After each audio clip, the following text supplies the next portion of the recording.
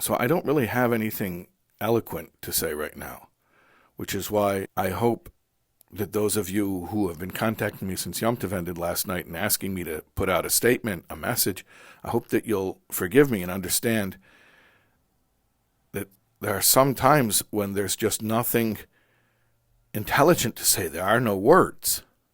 And please understand that the atrocities that were committed against our people were done deliberately, without any practical end game.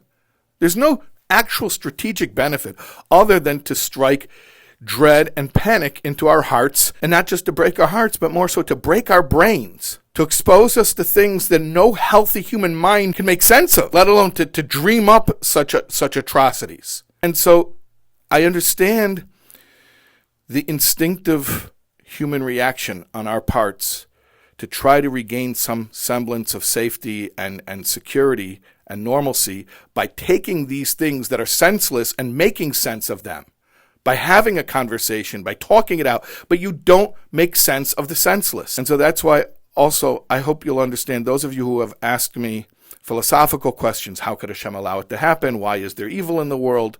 We're allowed to have those conversations, and we will have those conversations. But please do not give in to the reflex to try to have those conversations now as a misguided attempt to try to find some type of security and safety right now. That is not where our security and safety comes from, because, first of all, like I said, you can't make sense of the senseless. So we're not going to talk our way into resolution on this subject. But secondly, more importantly, our safety and security comes from our connection to Hashem. And do we have a lot of questions right now about Hashem's ways? Yes, but He's Hashem. So we do not fathom His ways. What we know very clearly is Hashem gave us marching orders. And this is our response. This is our response. It's not time for eloquent speeches. It's not time for beautiful words. It's time to do what we know we need to do.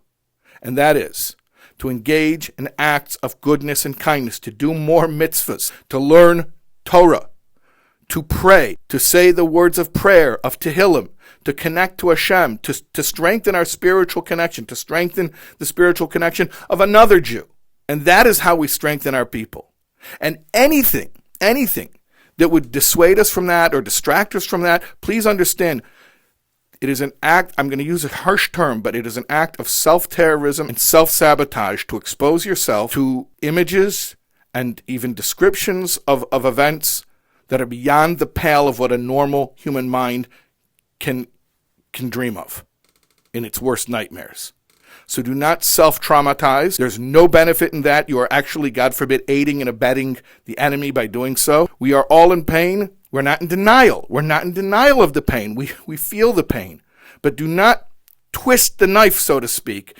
In spite of the pain, focus on what we know we need to do. Acts of goodness and kindness, Torah study, words of prayer, Tehillim, pouring out our hearts to Hashem, and to strengthen our relationship with Hashem, and to strengthen another Jew's relationship with Hashem. And by doing this, we will bring an end to all the horrors in this world, because we will usher in a world of perfect peace, which is the only end game on our part. Our only end game is to bring about perfect harmony, peace, security, safety for all good people in the entire world through the coming of Mashiach, which is the only answer. May it be now.